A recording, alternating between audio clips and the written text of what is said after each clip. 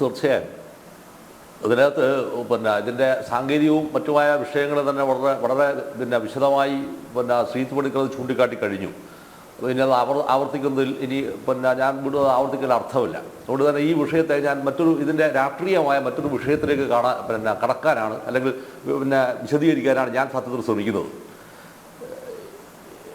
ഈ അന്വേഷണം ഇപ്പോൾ വന്നതിൻ്റെ പുറകിൽ ഉള്ള ഒരു രാഷ്ട്രീയമായ കേന്ദ്ര ഗവൺമെൻറ് രാഷ്ട്രീയമായ ഇടപെടലുണ്ട് എന്നുള്ള വാദം അവിടെ നിലനിൽക്കവേ തന്നെ, ആ വാദത്തിന് വേണ്ടി നമുക്ക് അംഗീകരിക്കാം. അവിടെ നിലനിൽക്കവേ തന്നെ എന്തുകൊണ്ടാണ് കേരളത്തിൽ ഇത്ര സജീവമായ ഒരു വിഷയമായി മാറിയത് എന്നതാണ് അതിൻ്റെ ഒന്നാമത്തെ വിഷയം.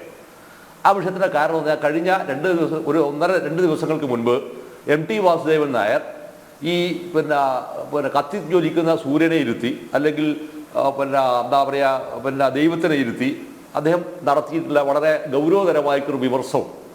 ആ വിമർശനത്തിൻ്റെ ഭാഗമായി MN കാരശ്ശേരി ഒരു ഭാഗത്ത് വരുന്നു, മറുഭാഗത്ത് UK കുമാരൻ വരുന്നു.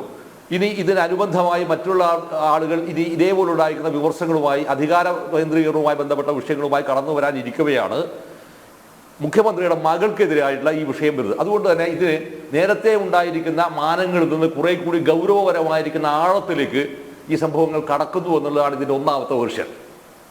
രണ്ടാമതായി വരുന്ന ഒരു പ്രധാനപ്പെട്ടിരിക്കുന്ന കാര്യം MT വാസുദേവൻ നായർ എഴുതിയിട്ടുള്ള രണ്ടാം ഊഴം എന്ന് പറയുന്ന നോവലുണ്ട്. രണ്ടാം ഊഴം വളരെ പ്രശസ്തമായ നോവലാണല്ലോ.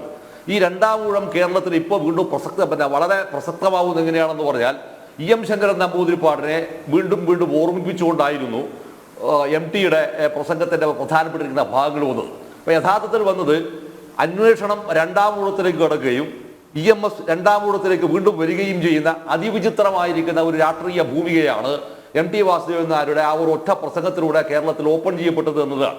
ഇതുകൊണ്ട് തന്നെ സ്വാഭാവികമായ രീതിയിൽ പ്രതിരോധിക്കാവുന്ന രീതികൾ, ക്യാപ്സ്യൂളുകൾ ഇറക്കി ഇതിനെ പ്രതിരോധിക്കുക അസാധ്യമാവുന്ന ഒരു രാഷ്ട്രീയ രൂപം അല്ലെങ്കിൽ രാഷ്ട്രീയ ചിത്രം കേരളത്തിൽ പുതുതായി MT ഓപ്പൺ ചെയ്തിരിക്കുന്നു എന്നുള്ളതാണ് ഇതിൻ്റെ ഏറ്റവും വിശാലമായിരിക്കുന്ന രാഷ്ട്രീയ അർത്ഥത്തിൽ കാണുന്നത്. ഇവിടെ നമ്മൾ രണ്ടാമതായി ഞാൻ പറയാൻ ഉദ്ദേശിക്കുന്ന ഒരു കാര്യം, ഈ സ്വാതന്ത്ര്യ സമരം കത്തിക്കാളുന്ന ഒരു കാലയളവിലാണ് സരോജിനി നായിഡു വളരെ ഗംഭീരമായിരിക്കുന്ന ഒരു കവിത എഴുതിയിട്ടുണ്ടായിരുന്നു. ആ കവിതയുടെ പേരാണ് കൊറമണ്ടൽ ഫിഷേഴ്സ്. കൊറമണ്ടൽ എന്ന് പറയുന്നത് ബംഗാൾ ഉൾക്കടലിന്റെ തീരപ്രദേശമാണ്. ആ തീരപ്രദേശത്താണ് ഇന്ത്യയിൽ ഒരുപക്ഷെ ഏറ്റവും കൂടുതൽ കരിമണൽ ഏറ്റവും കൂടുതൽ നിക്ഷേപിക്കപ്പെട്ടിരിക്കുന്ന സ്ഥലമാണത്. ആ കരിമണൽ നിക്ഷേപിക്കപ്പെട്ടിരിക്കുന്ന സ്ഥലത്ത് നിന്ന് ഒരു തരി കരിമണൽ പോലും ഇതുവരെ ആരും ഖനനം ചെയ്യുകയോ എടുക്കുകയോ ചെയ്തിട്ടില്ല. ഈ എടുക്കാതിരിക്കുന്ന ഘട്ടത്തിലാണ് കേരളം പോലെ വളരെ ചെറിയ ഒരു സംസ്ഥാനത്തിനകത്തെ തീരപ്രദേശത്ത് ഒരു ചെറിയ സ്ഥലത്ത് മാത്രം കുടുങ്ങി നിൽക്കുന്ന ഈ കരിമണൽ ഖനനം ഏതാണ്ട് പരശതം കോടികൾക്ക് വില വരുന്ന സാധനം ഇവിടുന്ന് കടത്തിക്കൊണ്ടുപോകുന്നു എന്ന് പറയുന്ന അതീവ ദുഃഖകരമായിരിക്കുന്ന ഒരു പാരിസ്ഥിതിക പ്രശ്നം കൂടി ഉണ്ടാക്കിയത്. ഈ പ്രശ്നം ഉണ്ടാക്കുമ്പോൾ കേരളത്തിനകത്ത് അത് ചർച്ച ചെയ്യപ്പെടുന്നത് എപ്പോഴാണ്? ശരിക്ക് കഴിഞ്ഞ എത്രയോ മാസങ്ങളായി ഏതാണ്ട് ഒരു വർഷത്തിന് 1.5 വർഷക്കാലമായി ആലപ്പുഴയിൽ നടന്നു വന്നിരിക്കുന്ന വമ്പിച്ച തോതിലുള്ള സമരമുണ്ട്. ആ സമരത്തിനകത്ത് ജനൻ TV ഒരു തവണ അത് വളരെ ഗൗരവപരമായി അതിൻ്റെ പ്രധാനപ്പെട്ടിരിക്കുന്ന ഒരു സമരനായകുണ്ട്, സഖാ ഭദ്രനൻ. ആ ഭദ്രനന്റെ ഇന്റർവ്യൂ വരെ നിങ്ങൾ കൊടുത്തതാണെന്ന് തോന്നുന്നു ഒരു തവണ. അതുപോലെ തന്നെ മറ്റൊരു 1-2 ചാനലുകൾ ആ സാധനം കൊടുത്തിട്ടുണ്ട്.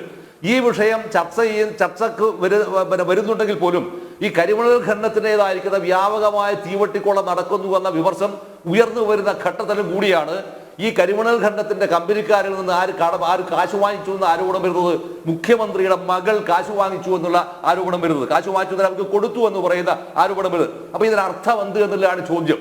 ആ അർത്ഥത്തിന് ഒരർത്ഥം മാത്രമേ ഉള്ളൂ. ആ അർത്ഥം എന്താണെന്ന് പറഞ്ഞാൽ അത് നഗ്നമായിരിക്കുന്ന തീവട്ടിക്കൊള്ളകൾ ഇതിന് ഉപോത്ബലകമായി മറ്റു പല കമ്പനികളിൽ നിന്നും വാങ്ങിയിട്ടുണ്ട് എന്നുള്ള ആരോപണവും കൂടി നിലനിൽക്കുകയാണ്. 14% വരുന്ന ഒരു എന്താ പറയുക ഷെയർ ഉണ്ടായിരിക്കുന്ന KSIDCക്ക് സ്വാഭാവികമായിട്ടും എത്രയോ കോടി ഉറുപ്പിക അതിൻ്റെ നിന്ന് കിട്ടിയിരിക്കുന്ന ലാഭവിഹിതം കേരളത്തിന് കൊടുക്കാനുണ്ട് എന്ന് കണക്കുകൾ സൂചിപ്പിക്കുമ്പോഴാണ് ഒരു നയാ പൈസ പോലും കൊടുക്കാതെ ഈ എക്സാലോജിക് എന്ന് പറയുന്ന ഒരു കമ്പനിക്ക് 1 കോടി സംതിങ് റുപ്യ കൊടുക്കുന്നു എന്ന് പറയുന്ന ഒരു വിഷയം ഉണ്ടാവും. ഏതാണ്ട് അറൗണ്ട് 2 കോടി രൂപ കൊടുക്കുന്നു എന്ന് പറയാൻ. ഈ 2 കോടി രൂപ കൊടുത്തത് എന്തിന് എന്ന് പറയുന്ന ചോദ്യം രാഷ്ട്രീയമായ ചോദ്യം മാത്രമല്ല. അതിനകത്ത് വരുന്ന മറ്റൊരു പ്രധാനപ്പെട്ടിരിക്കുന്ന വിഷയം, ഈ കേരളത്തിന്റെ രാഷ്ട്രീയ മണ്ഡലത്തിനകത്ത് ശൂന്യമായ കൈകളുമായി സീറോവിൽ നിന്ന് തുടങ്ങി ഇത്രയേറെ ശതകോടികളുടെ ആരോപണ വിധേയമായിരിക്കുന്ന മറ്റേതെങ്കിലും ഒരു കുടുംബം ഈ കേരളത്തിലുണ്ടോ? അതുകൊണ്ട് ഇവിടെ വരുന്ന വിഷയം എന്തും കൂടിയാണ്. ഇത് വളരെ ഗൗരവതരമായിരിക്കുന്ന ഒരു ധാർമ്മിക പ്രശ്നവും കൂടിയാണ്. ഈ ധാർമ്മിക പ്രശ്നത്തെ കേവലം അപ്പുറത്ത് വന്നിരിക്കുന്ന ഒരു കേന്ദ്ര ഗവൺമെന്റിന്റെ രാഷ്ട്രീയ പ്രേരിതമാണെന്ന് പറയുമ്പോൾ ഒരു കാര്യം തിരിച്ച് ഞാൻ അങ്ങോട്ട് ചോദിക്കുകയാണ്. ഈ രാഷ്ട്രീയ പ്രേരിതമാണെന്ന് പറഞ്ഞിട്ട് എങ്ങനെയാണ് നിങ്ങൾ ഇതിനെ പ്രതിരോധിക്കുക? വാസ്തവത്തിൽ എങ്ങനെയാണ് പ്രതിരോധിക്കുക?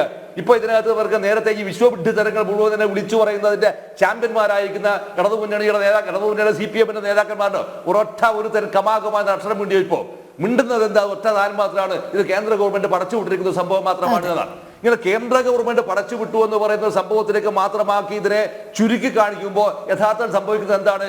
കേരളത്തിലെ 3.25 കോടി മനുഷ്യരും പൊട്ടന്മാരാണ് എന്ന് കരുതുന്ന ഒരു മുഖ്യമന്ത്രിയും അതിന് ശിൽബന്ധിയോ ഓശാന പാടുന്ന അവരുടെ പാർശ്വവർത്തികളും ഉപജാപക വൃന്ദങ്ങളും ആ വൃന്ദങ്ങൾ മാത്രമായിട്ട് ഇതിനെ ചുരുക്കുകയാണ്. അതോടൊപ്പം തന്നെ അദ്ദേഹത്തിന്റെ മകളുടെ ഭർത്താവ് പറഞ്ഞ സംഭവം എന്താണ്? ഇത് തിരഞ്ഞെടുപ്പ് വരുമ്പോൾ നടക്കുന്ന ഒരു സ്വാഭാവികമായ സംഭവങ്ങൾ മാത്രമാണ് എന്നാണ്. ഈ സ്വാഭാവികമായിട്ട് സംഭവമാണെന്ന് പറയുമ്പോൾ തിരിച്ച് ചോദിക്കട്ടെ, ഈ കേരളത്തിൽ നടന്നിരിക്കുന്ന മിക്കവാറും വെജിറ്റേഷൻസിനോട് നിങ്ങൾ ഇതേ സമീപനല്ലേ ഈ അടുത്ത കാലത്ത് എടുത്തത്?